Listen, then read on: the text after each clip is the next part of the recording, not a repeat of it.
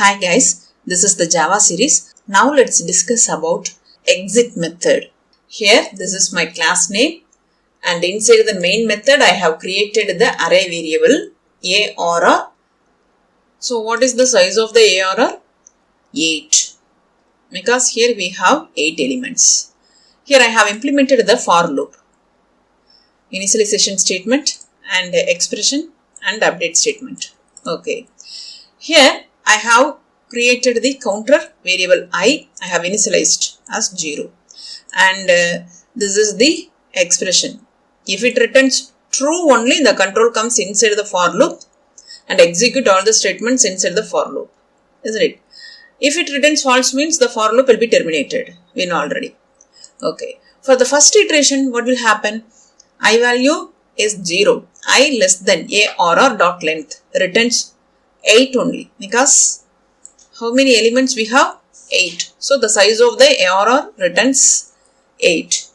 0 less than 8 returns true only, so the control comes inside the for loop.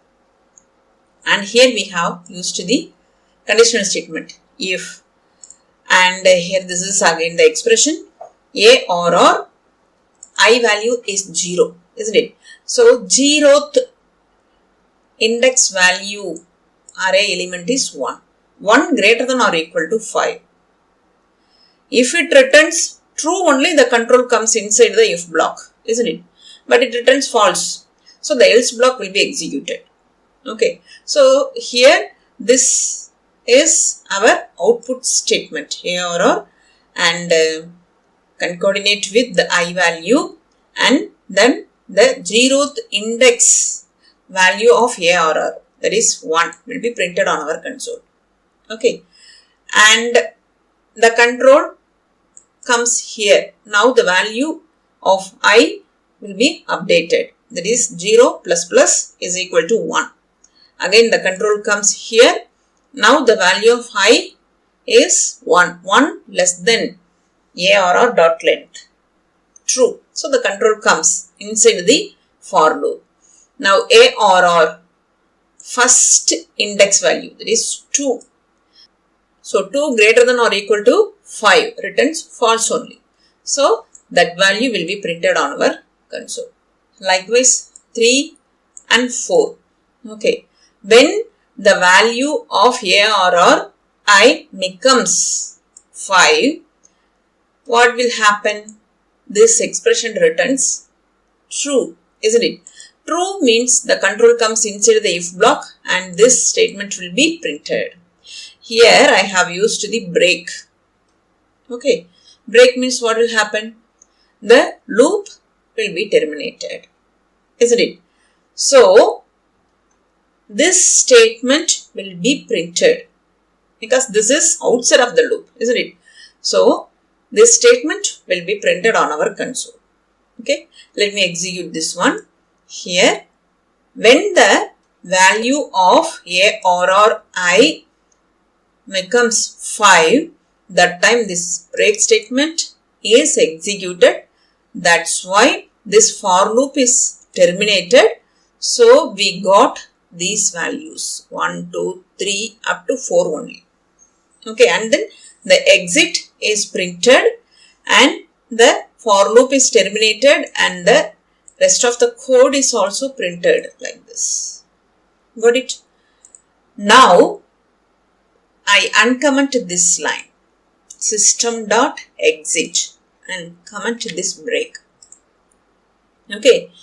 So what is the difference between the exit of 0? This method is present inside this class. Okay, system class. Okay, and this exit method is used to terminate the Java virtual machine. Okay, if I use the break, the rest of the code, that is the outside of the for loop, is executed, isn't it? But if I use the exit of 0, what will happen? It is used to terminate the JVM. Okay, so what is the result? Let me execute this one. Here, up to this we got. But this line is not executed. Why? Because here I have used the exit of 0 method. Okay, if I use break, I will get this statement also. But here I have used the exit of 0. That's why we got only up to this. That means this exit of 0 method is used to terminate the JVM. So I hope you all understood about what is the difference between the break statement and exit method. Okay, so this is our output. If I use the exit method, which is present inside the system class. So now we have completed the append and reverse methods from string builder class and instance of operator and the exit method which is present inside the system class. Okay. We have completed this session. If you have any doubts, drop the message on the comment section. If this video is useful to you, like and share. For more videos, subscribe my channel. Hit the bell icon, then only you will get the notification for my new updates. Have a nice day. Thank you.